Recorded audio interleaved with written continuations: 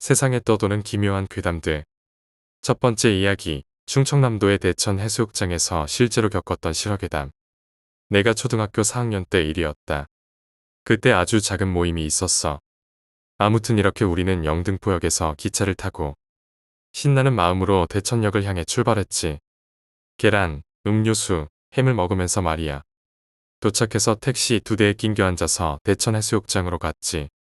택시에서 내리니 우리가 가는 3층짜리 허름한 콘도가 있었어. 1층 맨 왼쪽에는 샤워실이 있었고 우리 방은 2층에 있었어. 2층 복도 맨 끝에 마주보는 방 둘을 예약하셨더라고. 애들은 2층 침대가 4개 있는 방에 갔지. 반대편에는 그냥 엄마들이 갔고. 그때 종소리가 났어. 그러더니 밥을 먹으라더라. 갔더니 밥은 그냥 삼겹살에 몇 가지 반찬이었어. 그래도 그땐 맛있었지. 그 콘도에는 우리 팀밖에 없었나봐. 우린 2박 3일로 갔어. 식사 후에 나와 애들은 다 같이 수영복을 갈아입고 콘도 바로 앞에 있는 바닷물을 향해 뛰어갔지. 가서 수영을 하면서 놀았어. 엄마들은 바라보고. 근데 우리는 바닷물에 잠겨있는 밧줄 위에 올라가서 균형 잡는 놀이도 하고 놀았지. 5살짜리 꼬맹이랑 또래 여자애는 얕은 물에서 그냥 놀았어. 그리고 나서 엄마들이랑 애들이랑 다 같이 샤워를 하는데 우리 엄마랑 내 친구 엄마가 소리를 지르는 거야. 샤워실 창문으로 어떤 남자가 보고 갔대. 그건 그냥 변태 남자였나봐. 그날 밤에 자는데 5살짜리 꼬마애가 우는 소리에 깨버렸어. 5살짜리 꼬마의 입을 막은 한 9살쯤 되는 여자애가 물을 뚝뚝 흘리면서 있는 거야. 근데 움직일 수가 없더라. 그래서 나는 있는 힘껏 소리를 질렀는데 애들은 잘 안 들렸나봐. 다행히도 나랑 발을 마주대고 자는 애가 듣고 그 애도 깼어. 그 애가 내 침대로 뛰어와서 날 흔들더라. 그래서 나는 일어났지. 나는 친구 보고 저 길 보라고 했더니 걔도 보고 우리 둘은 소리를 지르고 그러다가 기절했나봐. 아침에 엄마들이 깨우는 거야. 그래서 내가 어제 소리 질렀는데 와 봤냐고 하니까 우리 모르게 회를 먹으러 갔대. 난 참 기가 막혔지. 누구는 귀신 보고 울고 소리치고 누구는 회나 먹고 난 엄마한테 귀신 봤다고 했어. 그랬더니 엄마가 믿지 않더라. 그러다가 5살짜리 애가 깼어. 5살짜리 애는 자기 엄마한테 달려가서 울면서 집에 가자고. 울면서 귀신이 자기 입을 막고 막 웃더래. 그래서 나랑 그 꼬맹이랑 또 내 친구랑은 물에도 못 들어가고 그냥 모래에 앉아서 쳐다보기만 했어. 그날 밤에 우리는 또 각자 서로 침대에 누워서 그냥 얘기를 하고 있었어. 근데 엄마들이 갑자기 우리 방에 들어와서 하는 말이 너네가 놀던 데에 밧줄 있지? 방금 뉴스에서 어젯밤에 거기서 놀다가 밧줄에 걸려서 죽었다고 하더라. 내일은 그냥 야시장이나 구경하고 가자. 무섭고 걱정된다. 두 번째 이야기, 생활 속의 귀신. 보통 여자들은 머리를 다 푼 채로 위로 쓸어 올려 자잖아요. 그러면 밤에 자고 있을 때 귀신이 와서 머리카락 수를 센 후 해가 뜨기 전까지 다 세면 데려간다네요. 마주보는 거울은 끝없이 반복되잖아요. 그 반복되는 거울의 13번째에서 귀신이 보고 있다네요. 혼자 잠자리에 들 때 베개가 하나 더 있고 이불이 혼자 덮기에 클 때는 저승길로 가는 귀신이 잠시 누워서 쉬고 간다고 하네요.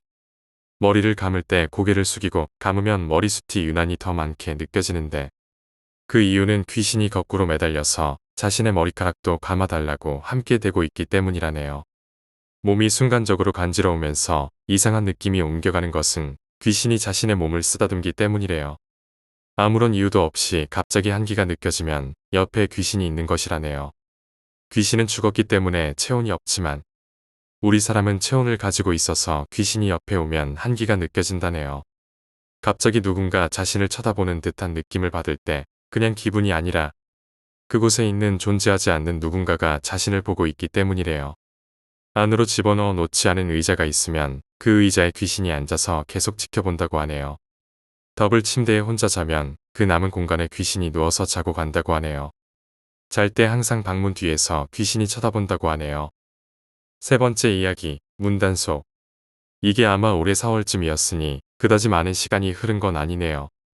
저는 고교를 졸업하고 대학에 입학했지만 그때 그다지 대학 생활에 흥미를 느끼지 못하고 대충 노는 날은 집에서 빈둥거리며 생활하던 때였습니다. 보통 아침에 잠들어 오후 3시쯤에야 일어나는데 식구들은 모두 아침 9시면 나가서 밤에 들어오기 때문에 보통 집에서 혼자 있는 셈이죠. 하루는 역시 잘 자고 있는데 누가 초인종을 누르더군요. 핸드폰으로 시간을 보니 11시 조금 넘었길래 그냥 택배나 신문 보라는 사람인가 보다 하고 그냥 모른 채 하고 잤습니다. 끈질기게 딩동거리더니 이내 조용해져서 저는 다시 잠을 청할 수 있었습니다. 어느 정도 시간이 지났을까요? 이번엔 아래쪽 신문 넣는 구멍이 덜그덕거리더군요. 저희 집은 그냥 문 앞에 신문을 두고 가면 아침에 문을 열어서 줍기 때문에 신문 구멍을 사용하지 않아 잠궈둡니다. 또 누가 전단지를 안에다 넣으려고 애쓰나 보다 하고 자려는데 자꾸 덜그럭거리는 게 신경 쓰여 잘 수가 없었습니다. 덜그럭거리는 이유는 신문 구멍의 구조가 이중 구조인데 밖에서 보면 달랑거리는 철문 하나와 평소에 잠궈두는 문 안쪽에 달린 잠금장치가 달린 문 이렇게 두 개인데 철문은 디자인상 달아놓은 거라 잠글 수 있는 그런 문이 아닙니다. 저희 집 구조가 제 방문이 현관 바로 맞은편에 있고 침대에 누운 상태에서 머리 쪽 방향으로 쳐다보면 머리 쪽에 수납장이 있어서 잘은 안 보이지만 현관문이 대충 보이는 그런 구조에 마침 방문을 열어놓아서 신문 구멍을 볼 수 있었습니다. 신문 구멍은 닫힌 채 있더군요. 그래도 자꾸 달그락거리길래 그때 그냥 복도에서 아주머니가 청소를 하면서 건드리나 보다 하고 자려고 애썼습니다.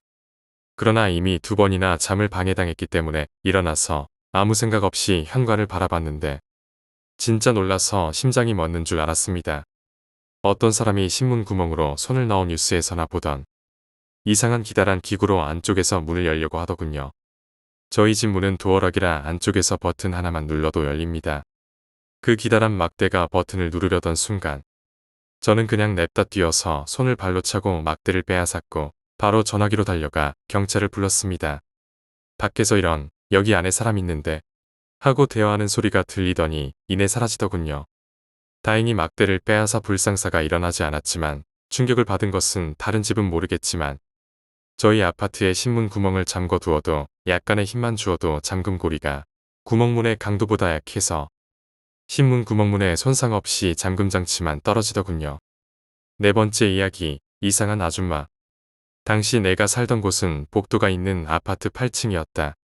집안에서 TV를 보고 있었던 걸로 기억하는데 갑자기 밖에서 경찰차 소리가 들리고 사람들이 웅성거리는 소리가 들렸다.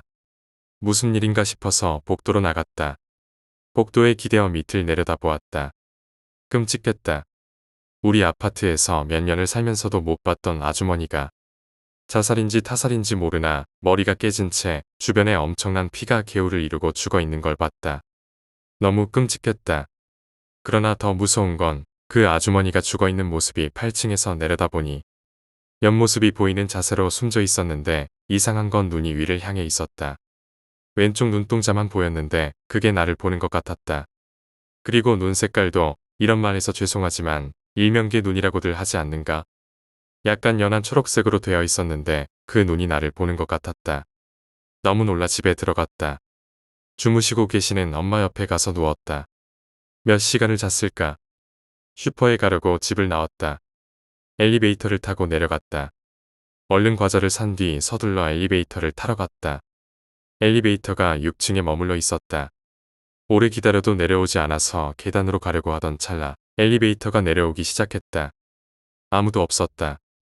누군가가 타고 올라간 거라 생각했다. 아무 생각 없이 엘리베이터를 타고 8층을 눌렀다. 8층을 누르고 조금 기다리니 엘리베이터가 닫히기 시작했다. 그런데 닫히는 순간에 무언가가 들어온 것일까? 엘리베이터 문이 닫히다가 멈췄다. 문득 생각났다.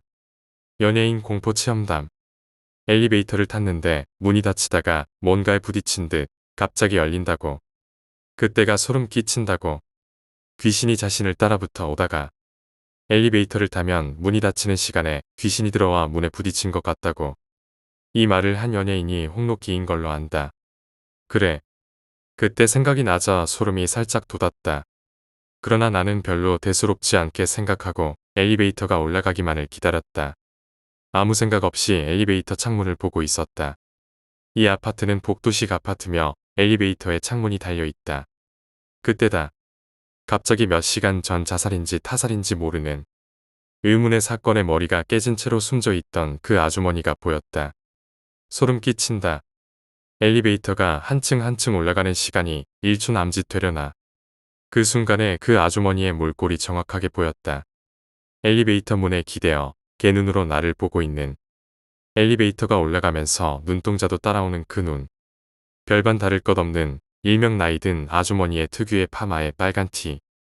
그리고 피식하듯 올라가 있는 왼쪽 입꼬리. 앞니가 부러진 건가? 많이 튀어나와 있으며 주걱턱이었다. 올라가면서 나는 굳은 채 내려다 보았다. 살짝 올라가는 입꼬리가 너무 무서웠다. 집에 들어가자마자 과자를 내팽개치고 엄마한테 말했다. 그 아주머니를 봤다고. 엄마는 기가 약해서 그럴 거라며 보약한 채 지어준다고 하셨다. 하긴 너무 어린 나이에 사람이 죽은 걸 실제로 보았으니 그럴 수도 있다고 생각했다. 그러나 너무 선명했다. 이건 꿈도 아니다.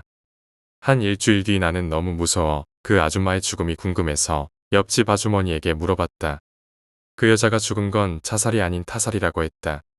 그 여자가 11층에서 밑을 내려다보고 있었는데 뒤에서 정신이 이상한 남자가 밀었다고. 섬뜩했다.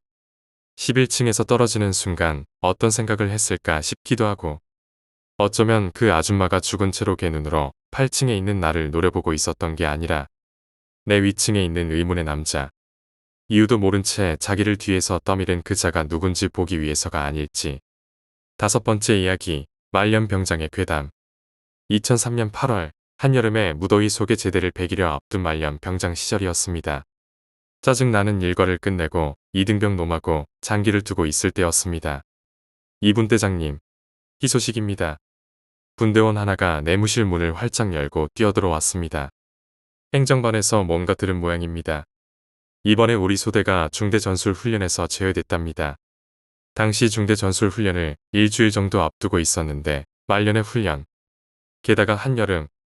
휴가마저 다 써버린 나에겐 그야말로 희소식이었습니다. 진짜지 말입니다. 그 대신 다른 거 한답니다. 우리 저번에 FTX 뛴 데 있지 않습니까? 그 옆에 산에서 무슨 발굴 작업한다던데 말입니다. 정확한 명칭은 기억이 나지 않지만 그 당시 우리에게 부여된 발굴 작업이란 한국 전쟁 당시 희생된 실종자들 내지는 소총 등의 유실물을 찾는, 그니까 그 마을이 전쟁으로 피해를 받았는지 여부를 파악하는 그런 작업이었습니다. 그리고 며칠 후 우리 소대는 트럭에 실려 작업 장소로 향했습니다. 대대에서 한참을 달려 어느 야산에 도착했는데 더 이상 차가 진입할 수 없는 길이 나왔고 우리는 하차하여 얼마를 더 걸어 올라가야 했습니다. 올라가는 길에 잡초가 무성한 폐가가 드문드문 보였고 산 중턱에 이르자 자그마한 폐교가 저 멀리 시야에 들어왔습니다. 이윽고 목적지인 폐교에 도착하자 소대장이 짓걸렸습니다. 발굴장은 이곳에서 200여 미터 떨어진 곳에 위치합니다. 우리는 이곳에서 숙식을 하고 작업은 일주일간 진행됩니다. 마음은 이미 사회인인 나에게 갓 전입한 FM 소대장은 짜증나는 존재 중 하나일 뿐이었습니다. 앞으로 숙소로 사용할 폐교니까 우선 정리정돈부터 시작하도록. 소대장의 지시로 거미줄이며 곰팡이를 제거하고 나니 꽤나 훌륭한 숙소가 되었습니다. 정리 작업을 끝내고 저마다 자리를 정하자 한나절이 흘렀고 그렇게 발굴 작업의 시작인 첫 하루 해가 저물었습니다. 잠자리에 눅눅한 곰팡이는 사정없이 달려드는 모기에 비하면 그나마 참을 만했습니다. 다음날 작업 장소에 도착해보니 상황은 가관이었습니다. 작업장의 형태를 대강 설명하자면 축구 경기장만한 크기의 규모였고 주변 지대보다 낮은 움푹 패인 구조였습니다. 소대장 말로는 예전에는 호수였다고 했습니다. 지금은 물이 말라 바닥을 드러냈지만 그 규모로 보아 꽤나 큰 호수였으리라고 추정했습니다. 이걸 일주일 만에 어떻게 다 합니까? 불평할 시간 있거든 얼른 작업이나 시작해. 다 못하면 막사 복귀는 없다. 소대원들의 불만에도 아랑곳 않고 잘도 떠들어대는 소대장이었습니다. 약간 더 설명하자면 작업장보다 약간 더 높은 곳에는 아직 물이 마르지 않은 계곡이 있었는데 이미 예전에 물길이 막혀 호수로의 유입이 차단된 듯 보였고 그로 인해 물이 말라 지금의 형태가 되었으리라 짐작됐습니다. 어쨌든 우리는 그 계곡에서 식수를 해결했고 작업 후 흘린 땀을 씻어내기도 했습니다. 작업이 시작된 지 사흘째였을 때입니다. 나오는 것이라고는 녹슨 숟가락, 깨진 밥그릇 따위뿐인 소득 없는 작업에 질린 나는 소대장의 눈을 피해 슬쩍 계곡으로 향했습니다. 물가에서 달아오른 얼굴을 적신 나는 물속으로 들어갔습니다. 마음껏 유영을 하던 나는 계곡 중간쯤에 이르러 발이 땅에 닿지 않는 것을 느꼈습니다. 계곡 중간쯤은 성인 남자 키보다 깊었고 수영을 못했던지라 얼른 물 밖으로 나왔습니다. 더위를 식힌 나는 담배 하나를 빼어 물고 널찍한 바위 위에 벌렁 누워버렸습니다. 젖은 옷을 말릴 생각으로 졸린 눈을 비벼 잠을 깨어보니 웬 여자아이가 나를 보며 방긋 웃고 있었습니다. 또렷이 기억납니다. 창백하리 많지 하얀 피부, 똘망똘망한 눈망울. 이런 산골 작은 마을에 살 것 같지 않은 그런 아이였습니다. 자신이 서울서 전학을 왔고 10살이며 이름은 소연이라고 했습니다. 산골짜기에 10살짜리 여자아이, 게다가 전학을 왔다고. 그 폐교에 아니면 다른 학교가 있나. 이런 폐업뿐인 오지의 학교가 또 있다면 그건 더 큰 모순이 아닌가. 지금 생각하면 말도 안 되지만 그 당시에는 이상하다는 것을 느끼지 못했습니다. 그저 내 앞에서 방긋 웃고 있는 아이가 귀여워같이 물놀이를 하며 놀아줄 뿐이었습니다. 그렇게 한참 텀벙질을 하며 물장난을 쳐오던 아이가 갑자기 휙 돌아섰습니다. 그러고는 물속으로 성큼성큼 걸어 들어갔습니다. 목까지 잠긴 여자아이가 말했습니다. 오빠, 물놀이 하자. 나를 돌아보며 이 한마디를 남기고는 물속으로 완전히 잠겨버렸습니다. 창백한 얼굴에 담긴 희미한 미소가 넋이 나간 것도 잠시 나는 물속으로 몸을 던졌습니다.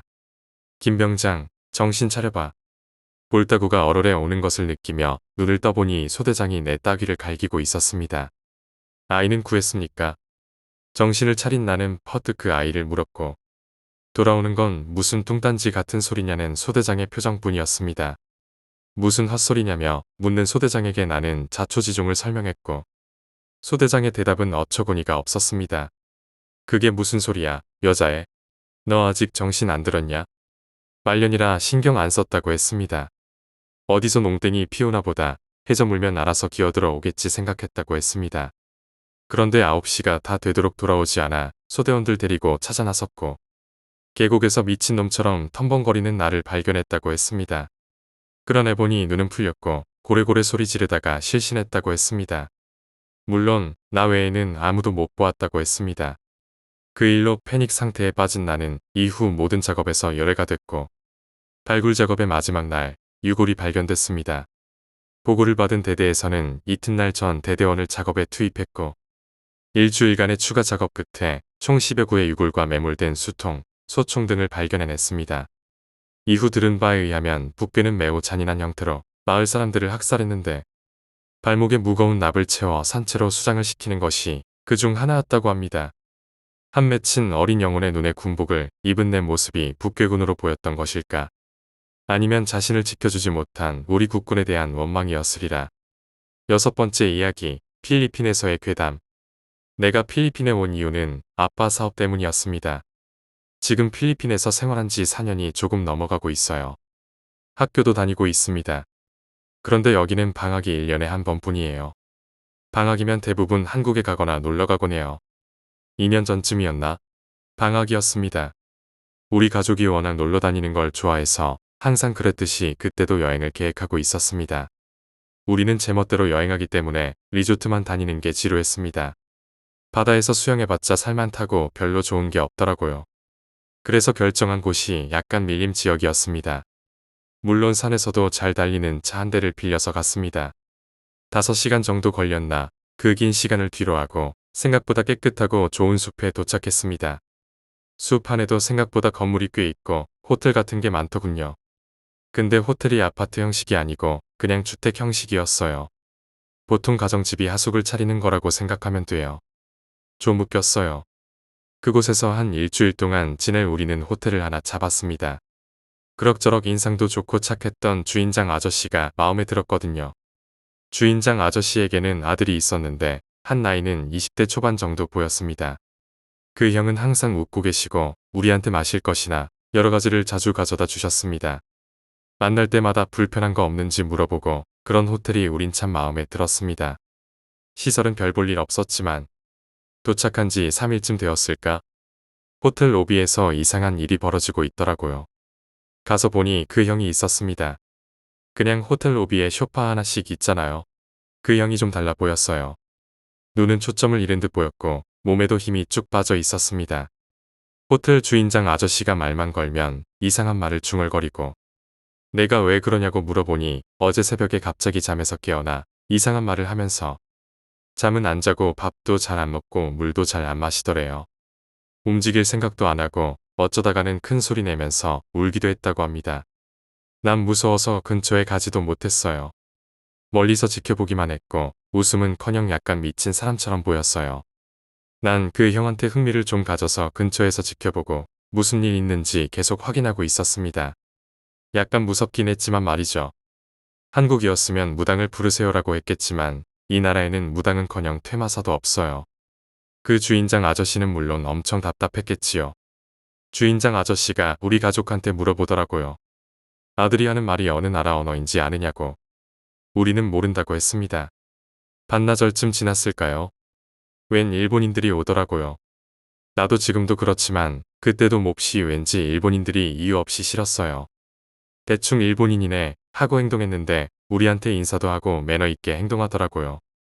아들은 그때도 그 소파에서 앉아 이상한 말을 중얼거렸지요. 근데 그 일본인들이 주인장 아들을 보더니 약간 이상한 눈빛으로 저 사람 일본말 할 줄 알아요? 라고 하더라고요. 그 주인장이 놀라면서 저것이 일본말인가요? 하고 물었습니다. 일본인들이 웃으면서 일본말인데요. 이러는 거예요. 그래서 궁금한 주인장 아저씨는 뭐라고 하는 거죠? 하고 물었고 그 일본인들이 아들한테 가까이 가더라고요. 가서 일본말로 뭔가를 말하더니 갑자기 아들이 울기 시작하더라고요. 일본인들은 쳐다보지도 않고 눈 초점은 위를 향하면서 뭐라고 하면서 울기만 해. 화나 보이는 것 같기도 하고요.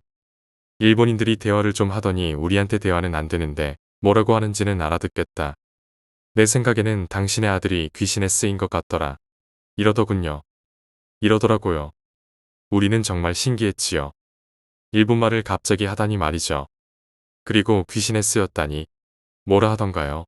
주인장 아저씨가 의아해하면서 물었습니다. 그는 자신이 일본 점령기 때의 한 일본 병사라고 했습니다. 자신은 필리핀인들에 의해 밖에서 몰래 죽임을 당했다고 하군요. 그래서 그때 동료들은 실종된 저를 찾으려고 수색을 했지만 절 지금까지 못 찾고 있습니다. 그래서 부탁인데 제발 제 몸을 찾아서 묻어주세요. 전 너무 억울하다며 하소연을 하더군요. 저와 그 주인장 아저씨는 정말 기가 막혔지요. 갑자기 일본 귀신이 쓰여서 자기 몸을 찾아달라고 하다니. 주인장 아저씨는 곰곰이 생각하더니 그럼 그 몸은 어디 있는지 한번 물어봐 주세요. 일본인이 또 쏠라쏠라거리는 거예요. 그런데 그 아들은 그냥 울면서 아무 말도 안 해요. 결국 방법이 없었지요. 아저씨는 사람을 고용해서 호텔 주위를 수색하기 시작했습니다. 난 좀 걸릴 거라고 생각했는데 우리가 떠나는 날 몸을 찾더라고요. 난 쫄아서 그 시체를 보지는 못했는데 냄새가 좀 나더라고요. 난 멀리 떨어져 있었는데도 말이죠. 정말 신기했어요. 총도 있었던 것 같더라고요. 그래서 주인장 아저씨는 시체를 밀림한 지역에 묻어주었다고 해요. 묻어준 지 1시간쯤 되었을까요? 그 아들이 갑자기 일어나더니 무릎을 꿇으면서 손을 비는 거예요. 뭐라고 하면서요. 일본 사람들이 그러는데 고맙다고 하는 거래요. 그런 다음 갑자기 쓰러지더니 호텔 주인장 아저씨 집에 가서 쉬러 갔어요. 그래서 난 그 형이 어떻게 됐는지 결과도 못 보고 그냥 인사를 나눈 뒤 헤어졌지요. 아마 내 생각에는 그 형 본래 사람으로 돌아왔을 것 같아요. 그 일 이후로 가족들 사이에서도 그 호텔 이야기는 가끔 나와요. 정말 그렇게 신비한 일이 일어날 수 있다는 게 믿기지 않았거든요. 우리 가족 외에도 다른 사람들에게 이야기를 했을 때 대부분은 믿지 않아요. 그러나 그 일을 겪은 우리는 정말로 그 일본인들 덕분에 놀라운 경험을 했다고 생각해요. 다시 필리핀에 가게 되면 그 호텔을 한 번 더 방문해보고 싶은 마음이 커요. 그 아저씨와 그의 아들이 어떻게 지내고 있는지도 궁금하고요. 물론 그 놀라운 일이 또 일어나진 않겠지만 그때 그 감동과 신비로움을 잊을 수가 없어서요. 그리고 그 일본인들은 정말 무슨 일이 있었는지, 어떻게 그렇게 정확하게 일본 병사의 이야기를 알 수 있었는지 그것도 궁금해요. 아마도 어떤 특별한 능력이 있었던 건지도 모르죠. 어쨌든 그들 덕분에 한 영혼이 평화를 찾은 것 같아 다행이라고 생각합니다. 그 사건 이후로 저는 세상에는 설명할 수 없는 많은 일들이 있음을 받아들이게 되었어요. 가끔은 그 호텔에서 보낸 시간이 꿈만 같다는 생각도 들지만 그 모든 것이 저에게 큰 교훈을 주었지요. 7번째 이야기, 바텐더의 괴담. 난 전직 바텐더입니다. 뭐, 당연히 밤에 일하는 직업이죠. 저는 저녁 6시 반부터 새벽 4시까지 일합니다. 그날도 피곤한 몸을 이끌고 마지막 남은 발을 보고 있었습니다. 3시쯤 됐을까요? 갑자기 쾅 하는 큰 소리가 나서 같이 일하던 주임 언니와 저는 현관 쪽을 쳐다보았습니다. 우리는 마른 하늘에 천둥이라도 친 건가 싶었습니다. 그렇게 생각하면서 다시 일에 몰두하고 있는데 약 5분 후에 전화가 오기 시작했습니다. 주임 언니가 전화를 받더니 사색이 되어 나에게 말했습니다. 세미 씨, 빨리 밖으로 나가봐요. 지금 세미 씨 어머니께서 간판에 맞으셔서 다치셨대요. 나는 놀라서 내려가면서도 우리 가게가 5층이라 간판이 떨어졌는지 창문으로 쳐다보았지만 우리 바의 간판은 멀쩡히 붙어 있었습니다. 의아해하면서 아래로 내려간 저는 완전 아비규환 같은 장면에 놀랄 수밖에 없었습니다. 엄마는 근처 벤치에 앉아 피를 흘리며 울고 계셨고 그 옆에 어떤 젊은 남자는 벤치에 앉아 다리를 부여잡고 있었습니다. 저는 엄마에게 달려가 이게 무슨 일이냐고 물었습니다. 거의 건물 전체적으로 간판이 떨어져 있었고 일반 간판이 아니라 스티로폼 안에 철판이 들어가 있는 전체 간판입니다. 불이 들어오는 간판이 아닙니다. 불이 들어오는 간판도 떨어져 있긴 했습니다. 벌벌 떨고 계시는 엄마를 진정시키고 병원에 갔습니다. 사실 그날 엄마가 우리 가게 앞으로 나오신 것도 이틀 전 엄마가 꾸셨다는 꿈 때문이었습니다. 무슨 꿈인지 물어봐도 대답은 안 하시고 꿈은 3일간 간다. 너 일 끝나면 일찍 들어오고 조심해. 그러시면서 아빠도 일 끝나면 모시고 오라고 하셨습니다. 그날도 날 데리러 우리 가게에 도착하셨을 때였습니다. 바람이 심하게 부는 날이었는데 도착하자마자 간판이 떨어지더니 엄마보다 저쪽에서 걸어오던 어떤 남자 다리를 치고 그 다음에 엄마 머리를 쳤다는 것이었습니다. 병원에서 검사를 받아보니 다행히 엄마는 뇌 손상이나 그런 것 없는 듯 했습니다. 그런데 먼저 다리를 맞았다는 그 남자는 철판 있는 쪽 모서리에 다리를 맞아 앞뒤가 다 나가서 적어도 6개월은 지나야 겨우 목발을 짚고 걷는다는 것이었습니다. 후유증도 심할 것이라고. 그런데 병원에서 엄마가 들려주신 꿈 얘기. 꿈에 어떤 남자가 나한테 검은 아기를 줬는데 그 남자가 다시 아기를 뺏어갔는지 아님 내가 줬는지 그건 모르겠는데 한참을 아기를 줬다, 받았다, 줬다, 받았다 하다가 결국은 그 남자한테 다시 아기를 줬거든. 나는 그 꿈 이야기를 듣고 별로 대수롭지 않게 생각하며 다음날 사람이 없어서 또 일을 나가야 했습니다. 아침 10시까지 병실을 지키다 아빠에게 병실을 맡기고 집으로 돌아왔습니다. 그날 바에서 같이 일하는 언니들에게 꿈 이야기를 하자 어떤 한 언니가 말했습니다. 검은 아기 그거 귀신이야, 귀신. 너희 어머니가 검은 아기를 계속 받고 있었다면 진짜 큰일 났을 거야. 그 남자가 어머니 대신 맞은 거야. 그렇게 말했습니다. 꿈에서 엄마가 계속 아기를 들고 있었다면 8번째 이야기, 베트남의 전쟁터에서 아버지가 실제로 겪었던 실화괴담. 아버지가 월남에 계셨을 때 일이야. 진짜 무서운 일이 있었어. 너도 이제 다 컸으니 이야기해주는 거야. 아버지가 처음 월남에 도착했을 때 날씨가 무척 더웠어. 우리 소대에서 4명이 죽었는데 그중 2명은 병으로 죽었어. 우리 연대 사령부는 미군 부대 근처였고 상관에게 잘 보이면 어디서 구해오는지 맥주나 스팸을 잔뜩 구해다 주곤 했지. 우리 대대장이 우리 소대의 한 애랑 친척벌이라 우리 소대는 부족한 것 없이 잘 살았어. 하루는 겨울인데 우리 소대원 중에 전우의 아저씨 중에 뱅코 아저씨를 알지? 그 아저씨는 들창코야. 뱅코 아저씨와 송충이 아저씨 그리고 다른 한 명이 그날 잠깐 외출했어. 이상한 걸 주워온 거야. 처음엔 잘 몰랐는데 자세히 보니 한문도 아닌 이상한 문자가 적혀있는 염주였어. 염주 재질이 나무가 아니었지. 목수 아들 창호 아저씨가 그거 동물뼈라고 그랬어. 그 친구는 그 염주를 기념품이라며 팔에 걸고 다녔어. 어디서 얻었는지 물어봐도 제대로 대답을 안 해. 나중에 윽박 지르고 난리를 쳐도 그냥 주웠다고만 해. 별 수 있나 그냥 넘어갔지. 그러고 나서 일주일쯤 지났나 우리 소대와 옆 소대 몇 명을 차출해서 정찰 임무에 나섰어. 8km 구간을 담당했는데 밀림도 아니어서 산뜻하게 다녀올 계획이었지. 오후쯤 되어 인원 점검을 하는데 그 일병이 없더라고. 찾다가 덤불 속에서 나오면서 무언가 찾았다고 소리쳤어. 그 일병의 목소리가 이상하게 들뜬 거야. 뺑코 아저씨가 가서 보니 썩은 해골을 들고 좋아하고 있었어. 미친 것처럼 버리라고 해도 그 일병은 버리지 않았지. 결국 그 일병을 때려서 해골에서 떼어냈어. 그 해골 목에 걸린 나무 염주를 가져가겠다고 해서 그것만큼은 가지게 해줬어. 그 염주 외에도 여러 염주를 모아 몸에 걸고 다녔어. 염주를 모으는 동안 월남 사람을 총으로 협박하거나 몰래 가정집에 들어가 훔치기도 하고 심지어는 죽은 시체에서도 뜯어가며 많은 염주를 모았어. 그 행동들이 반미친 것처럼 보였어. 그래서 그 일병은 목에 염주 2개, 오른손과 왼손에 각각 3개, 발목에 2개씩 걸고 다녔어. 너 그 전투 알지? 뺑코 아저씨와 멸치 아저씨가 맨날 얘기하는 그 전투 말이야. 거기서 우리 소대원 2이 죽었어. 전투 중 2명이 죽고 나머지는 쥐죽은 듯이 땅에 밀착해서 숨어 있었지. 논밭 근처에서 어디선가 계속 총알이 날아왔어. 그런데 그 미친 일병이 갑자기 일어나서 논밭 쪽으로 뛰쳐나가. 집더미 근처에서 칼빈총을 마구 갈겨대더라. 나중에 그 일병은 피범벅이 된 채로 돌아왔고 그 뒤로 계속 행동이 이상해졌어.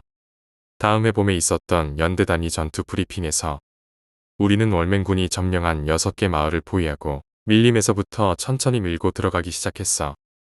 마을이 보일락 말락 할 때 갑자기 사방에서 총알이 날아오기 시작했지. 그 일병은 또 눈이 뒤집혀서 달려가더니 죽지도 않고 마을 방갈로 집 하나에 들어가 막 총을 갈겨댔어. 월남 사람들이 그를 주목하는 동안 우리 중대는 마을 입구까지 진입할 수 있었어.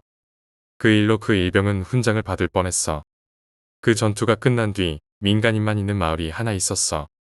그 일병과 몇몇 고참들이 그 마을 사람들을 다 죽이자고 했어.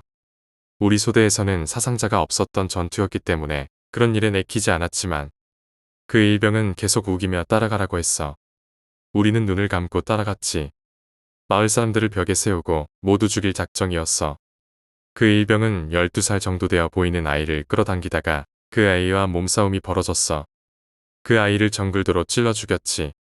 그러자 그 아이의 부모가 달려와 그 일병을 밀쳤어. 그 일병은 눈이 번뜩이며 칼을 휘두르려 했는데 나뭇가지에 팔에 묶인 염주가 걸려서 넘어졌어. 팔목에 찬 염주들도 나뭇가지와 풀에 엉켜서 움직일 수 없게 되었지. 그 일병은 경사에서 굴러 떨어지면서 목을 졸려 죽었어. 그 목에 걸린 염주가 나무순에 걸려 애목을 조른 거야. 그리고 손으로 염주를 풀 수도 없게 팔목에 찬 염주들도 나뭇가지와 풀 속에 엉켜서 다리는 걸린 채로 몸만 떨어졌지. 다리는 엉덩이 뒤로 40도 정도 꺾여 있었고 완전히 무슨 실로 조종하는 인형 같았어. 끔찍하지 않니? 생각해봐. 그런데 더 무서운 건 알아? 나중에 그 염주들을 군번표와 같이 회수해 와서 씻는데 그 동물뼈로 된 것 같던 염주야. 그 염주에는 사람 해골 모양 그림이 그려져 있었고 다른 염주들도 먼지를 씻고 나니 붉은색이었어. 근처 월남인들이 그런다네. 저주받은 염주라서 집에 있을 때는 아무도 만지지 못하게 하고 죽은 사람 몸에 건다고 하더라고. 불운을 불러온다나 뭐라나. 소름 끼치는 건 그 일병의 목에 난 상처가 무슨 줄에 묶여서 부은 상처가 아니라 얇은 손가락들이 움켜진 것 같은 모양이었어. 염주들의 둥그런 모양 때문인지는 모르겠지만 마치 뼈마디밖에 없는 손이 조른 것 같은 모양이었지. 게다가 아무리 목이 졸리고 다리가 부러졌다 해도 사람이 미처 10초도 안 되어 죽어버린다는 건 뭔가 꺼림칙해. 게다가 웃긴 건 그 녀석의 눈동자야. 보통 목이 졸린 사람은 눈이 뒤로 돌아가는데 그 녀석의 눈은 허공을 째려보고 있었어. 핏발이 서고 허옇게 탈색된 눈으로 마치 때려 죽일 듯한 표정으로 그렇게 허공을 째려보고 있었지. 9번째 이야기, 청각. 2003년 여름쯤 모 대학병원에서 있었던 일입니다.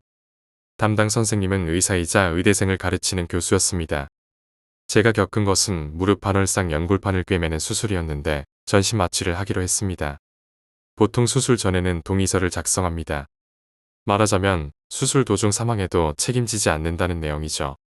그리고 무통제를 신청했습니다. 수술 후 부위가 아플 때 미사일 발사 버튼처럼 생긴 것을 누르면 진통제가 링게를 통해 주입되는 시스템이었습니다. 수술은 약 3시간 동안 진행되었고 저는 병실로 돌아와 저녁 무렵에야 마취해서 깨어났습니다.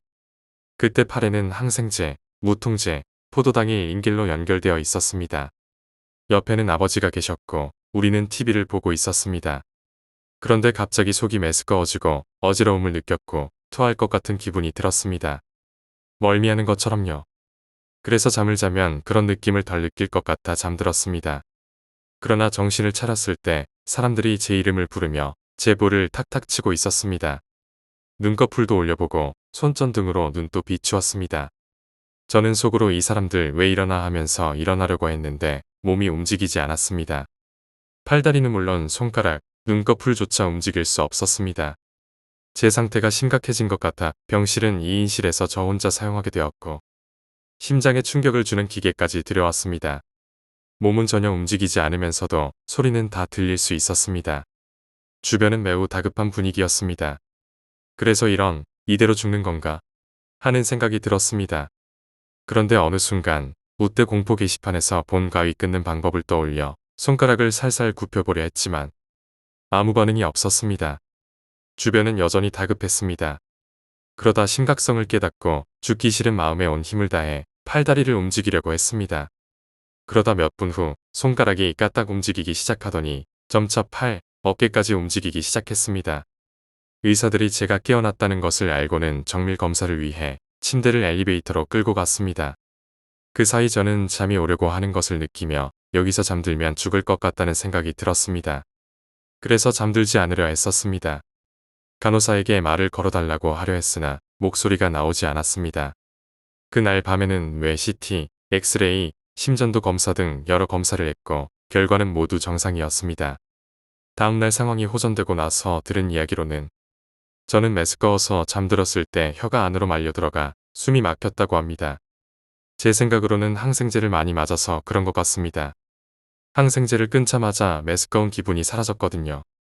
이후 간호사들은 제 상태를 농담 삼아 얘기하기도 했고 저는 며칠 후에 퇴원했습니다. 수술 후에는 현역으로 군 복무를 하게 되었고 군대에서 이 이야기를 종종 했습니다. 그리고 한 선임이 말하기를 사람이 죽을 때 청각이 제일 늦게 사라진다고 하더군요. 10번째 이야기, 침대가 울어. 침대가 또 울렸다. 벌써 이 집에 들어온 지 일주일이 넘었는데 잠자리를 청할 때마다 그치지 않는 이 울림은 나를 바싹 말라가게 만들었다. 도대체 왜 이러는 걸까? 나는 중국에서 대학을 다니며 하숙을 하는 유학생이다. 하숙집은 작은 주택과 비슷한 형태로 나는 2층에서 머무르고 있다. 처음에는 모든 것이 생소하고 생활하기 힘들었지만 차차 중국어도 늘고 사람 대하는 법도 조금씩 익혀가면서 그럭저럭 유학 생활을 하고 있다. 옆집에 사는 이웃과도 좋은 관계를 유지하고 있었다. 그렇게 하숙집 생활을 한 지 일주일도 안 되던 날, 이웃집에 사는 중국인 친구가 같이 살던 룸메이트와 크게 싸우고는 내가 사는 하숙집에서 잠시 머물겠다고 했다. 이봐, 갑자기 왜 이래? 웬만하면 화해하고 그러지. 잠깐만 여기서 머물면 안 될까? 뭔 남자가 쪼잔하게 내 돈 내고 내 하숙집에서 나가면 어쩔 건데. 계속 나가 있을 거야. 아니, 그게 조금만, 응 조금만. 나 지금 기분도 안 좋아서 저 녀석이랑 같이 있을 기분 아냐. 녀석은 자존심이 센 건지 한번 삐져서 저러는 건지 모르겠지만 어쨌든 당분간 우리 집에서 같이 살기로 했다. 뭐 시간이 지나면 다시 화해하고 돌아가겠지. 그나저나 너 당분간 여기 사는 거 내 룸메이트가 알고 있어? 당연히 모르지. 그래, 알았다. 정말 다 큰 대학생이 되어서 하는 짓도 어린애 같다. 그리고 밤이 됐다. 내가 살고 있는 하숙집 방은 위쪽 우측편에 들어올 수 있는 문이 달려있고 아래쪽 우측편에 침대가 놓여있다. 친구와 나는 그리 크지 않은 일반 침대에서 같이 자고 있는데 갑자기 친구가 가라앉은 목소리로 말을 건넸다. 나 지금 기분 안 좋은 거 알잖아. 잠 좀 자게 발 떨지 말아줄래? 하지만 나는 침대의 상체만 기대어 있었고 발은 책상 의자 위에 올린 채 책을 보고 있었다. 무슨 발을 떨었다는 거지? 무슨 소리야? 내 발이 지금 어딨는데? 침대가 막 굴린단 말야. 잠도 안 오게. 침대가 갑자기 왜 울려? 지진이라도 일어나냐? 군소리 하지 말고 그냥 자라. 난 녀석이 괜히 불편한 심기를 드러내는 것 같아서 면박을 주고는 계속 책을 읽었다. 하지만 책도 계속 읽다 보면 졸리기 마련이다. 졸리다. 그럼 이제 나도 제대로 자볼까? 책을 덮고 침대 위에 똑바로 누운 나는 그대로 잠을 청했다. 그런데 수분도 채 지나지 않아서 정말 발 떨지 말라니까. 녀석이 잠도 안 자고 신경질을 낸다. 이거 정말 나도 모르게 내가 발을 떨었나? 미안, 자는데 방해해서 미안하다. 나는 분명 죄가 없지만 저 녀석 괜히 헛소리를 하는 것 같지 않아서 일단 미안하다고 해뒀다. 아니 근데 왜 나는 침대에 울림을 못 느끼고 저 녀석만 난리인 거지? 그러나 곧 그 의문점은 수분 후 바로 사라졌다. 나에게까지 그 침대의 울림이 전해져 온 것이다. 이거 뭐야? 다음 날 나와 녀석은 왜 침대가 울리는지 원인을 규명하기 위해 한동안 생각에 잠겼다. 혹시 아랫집에 사는 여자애들이 밤마다 뭔 짓거리를 하나 싶어서 몰래 훔쳐보기도 했지만 이상한 점은 찾을 수가 없었다.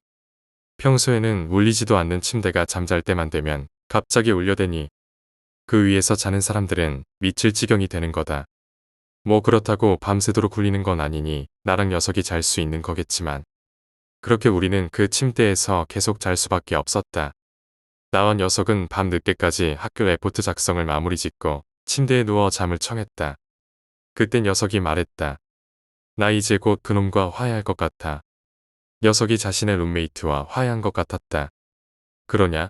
진작 그랬으면 얼마나 좋아. 그럼 여기서 자는 것도 마지막이겠네. 그러겠지. 이 지랄 맞은 침대에서 말야. 그나저나 내가 불쌍하다. 나도 이 침대에서는 자기 싫은데 어쩌겠어. 바닥이 원래 차가우니 말이지. 한국처럼 보일러도 없고. 오늘은 빨리 잘래. 피곤하니까 빨리 자면 잠도 안 설치겠지. 오늘 하루 수고했다. 잘 자. 오늘따라 침대가 울리지 않았다. 게다가 오늘은 좀 피곤했기에 마음 편히 잘 수 있었다. 잠에서 깨어났다. 아직 밖은 깜깜했다. 아침이 오려면 멀었나? 목이 마르다. 옆에 있는 주전자에서 물을 따라 마셨다. 그리고 다시 잠을 청하려는 순간 내 하숙방 문 앞에서 어떤 여자가 고개만 내민 채 날 주시하고 있었다. 긴 검은 머리는 바닥으로 흘러내린 채 고개만 까닭하며 날 주시하고 있는 모습은 공포 그 자체였다. 공포 영화나 드라마에서 귀신을 보면 소리를 지르고 난리를 치는데 실제로 난 몸 하나 까닭할 수 없었다. 옆을 돌아보았다. 녀석은 이 상황에서도 옆에서 잠만 쿨쿨 자고 있었다. 그때 또 다른 무언가가 방 안으로 들어왔다. 내 눈에 잡힌 또 다른 인형은 딸 같은 꼬마 여자아이였다. 그 꼬마는 문으로 들어와 나를 한번 쳐다보더니 고개만 내민 엄마를 쳐다보고는 다시 나를 돌아봤다. 엄청나게 무섭다. 눈초리를 돌릴 수도 없다. 겨우 쳐다보는 것만으로 저 여자아이가 흉측하게 생긴 것도 아닌데 왜 난 이렇게 떨고 있는 건지. 순간 갑자기 그 여자아이가 내 앞으로 달려왔다. 그리고 침대 위로 가뿐하게 올라서는 게 아닌가. 그러더니 여자아이가 뛴다. 침대가 울린다.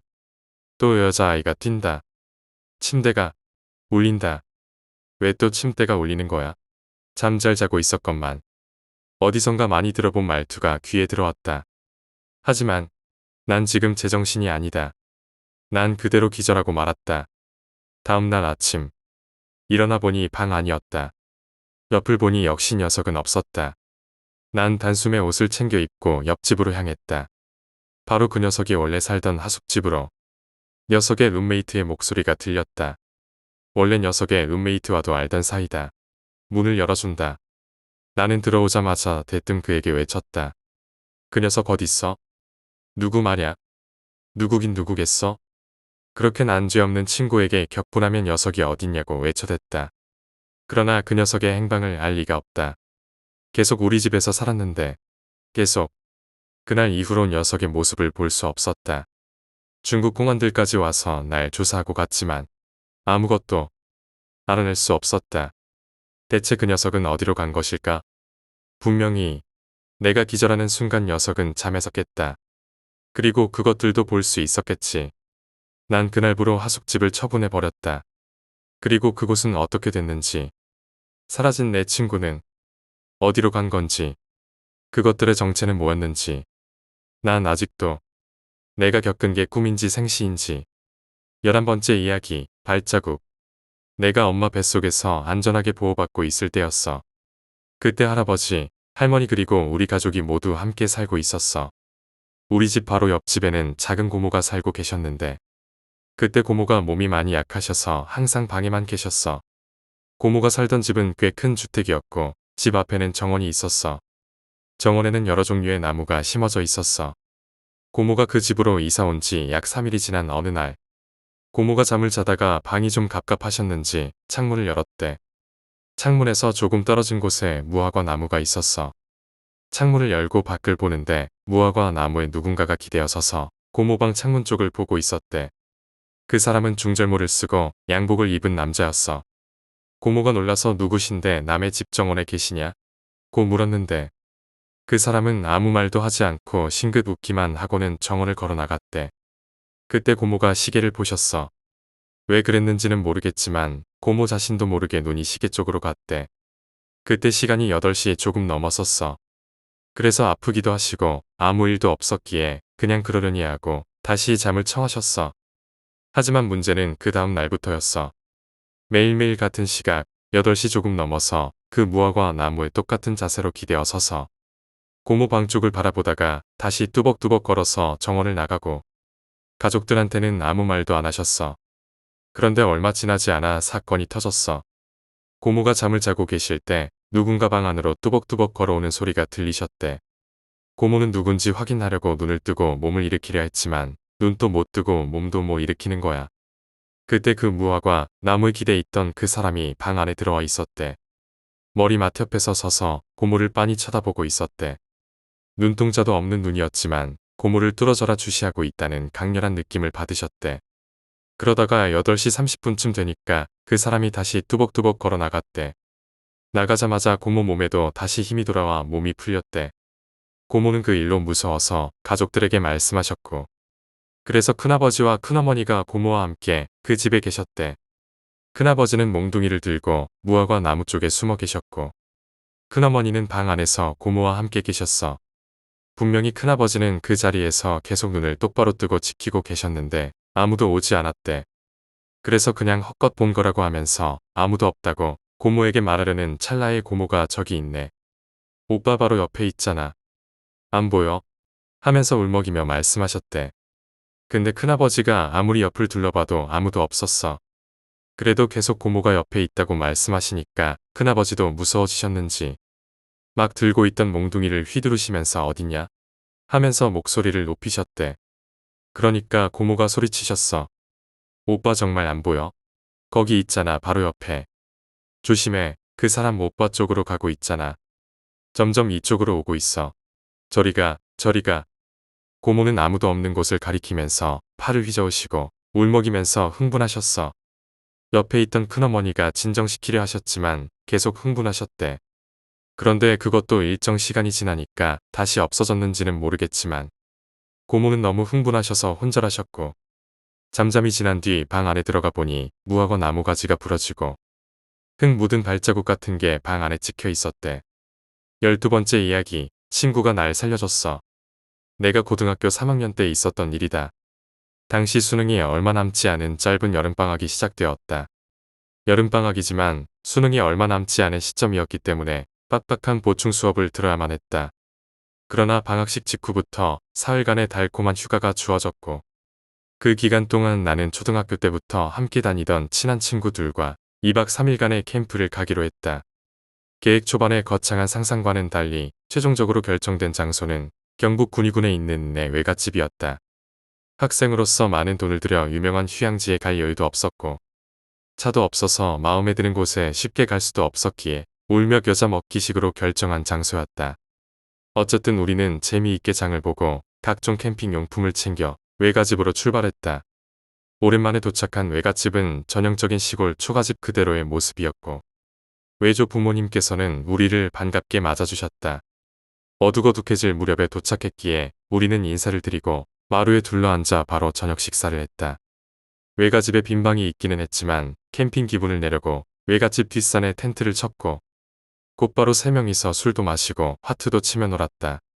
그러다 보니 어영부영 첫 번째 날이 지나갔다. 두 번째 날 늦잠을 자고 오후가 되어서야 주위를 둘러볼 여유가 생겼다. 우리가 텐트를 친 맞은편 언덕에는 멋진 펜션이 새로 생겨 있었다. 어젯밤에는 보이지 않았지만 날이 밝고 보니 꽤 가까이에 위치해 있어 조금만 눈을 크게 뜨면 훤히 보일 정도였다. 나중에 외할머니께 여쭤보니 2년 전쯤에 만들어진 것이라고 했다. 어쨌든 텐트에서 나와 이런저런 얘기를 하며 펜션을 바라보고 있는데 멀리서 스포츠카가 접근해 오더니 펜션 바로 앞에서 젊은 남자와 여자가 내렸고 펜션으로 들어갔다. 그 펜션은 거실이 훤히 보이는 유리로 된 구조였기에 우리는 좋은 구경을 할 수 있을 것 같다며 좋아했고 밤에 한번 놀러 가볼까 하는 헛소리를 하며 그 커플을 지켜보았다. 곧 그 커플은 펜션 내부로 사라졌다. 우리는 점심을 먹고 남은 시간을 알차게 보내기 위해 근처에서 수영도 하고 사진도 찍으며 재미있게 놀았다. 저녁 때쯤에 텐트로 돌아온 우리는 언뜻 낮에 보았던 커플이 생각나서 맞은편 언덕을 살펴보았다. 그런데 거기선 기묘한 작업이 이루어지고 있었다. 여자는 어디에도 보이지 않고 남자 혼자 펜션 앞에서 땀을 뻘뻘 흘리며 삽으로 열심히 땅을 파고 있었다. 우리는 무슨 일인지 궁금해하며 계속 그 장면을 바라보았다. 펜션 앞을 열심히 파던 남자는 잠시 후 팠던 땅을 다시 메우기 시작했다. 이러한 반복 작업이 계속되었고 우리는 그러한 작업을 바라보며 의아해했다. 그 남자의 행동은 계속되었고 우리는 넋이 팔린 채 갖가지 추측을 해댔다. 혹시 여자가 집에서 놀고 남자가 일을 하는 것일까? 아니면 더 무서운 일인지도 모른다고 생각했다. 결국 답을 내리지 못하고 외갓집으로 내려가 저녁 식사를 했다. 외갓집에서 TV를 보다가 늦은 저녁에 텐트로 올라오니 여전히 그 남자는 아까의 행동을 계속하고 있었다. 도대체 왜 저런 행동을 하는 걸까? 그때는 이해할 수 없었고 우습기만 했다. 두 번째 날도 어제와 마찬가지로 술을 마시고 도박을 하며 보냈고 마지막 날 아침이 되었다. 다음 날 아침 그 남자는 여전히 같은 작업을 하고 있었다. 우리는 그의 행동이 점점 무서워지기 시작했고 외할머니께 그 사실을 말씀드렸다. 외할머니도 이상하다고 생각하시면서 경찰에 신고하겠다고 말씀하셨고 잠시 후 경찰이 도착했다. 우리는 맞은편 언덕으로 건너가 끔찍한 장면을 목격했다. 남자와 여자가 함께 도착했던 펜션에 부엌은 피바다가 되어 있었고 여자의 토막난 시체가 냄비와 냉장고에 들어 있었다. 멍하니 서 있던 우리는 서둘러 그 자리를 피했고 나중에 외할머니에게서 사건의 전말을 듣게 되었다. 예상대로 둘은 커플이었고 펜션에서 휴가를 보내던 중 사소한 이유로 다투게 되었는데 남자가 실수로 여자를 죽여버리고 말았다고 했다. 남자는 시체를 없애기 위해 엽기적인 생각에 사로잡혀 시체를 먹기 시작했다. 땅을 파고 메우는 행동은 시체를 먹고 난 후 배가 너무 부르면 밖으로 나와 땅을 파고 메우면서 소화를 돕는 과정이었다고 한다. 남자는 계속해서 그 과정을 반복했었고 이것이 우리가 목격한 이상한 행동의 전말이었다. 경찰이 도착한 후에 이 사실이 밝혀졌고 남자는 체포되어 법의 심판을 받게 되었다. 이 일이 있고 나서 그 펜션은 폐쇄되었고 그 마을은 한동안 큰 소동이 일었다.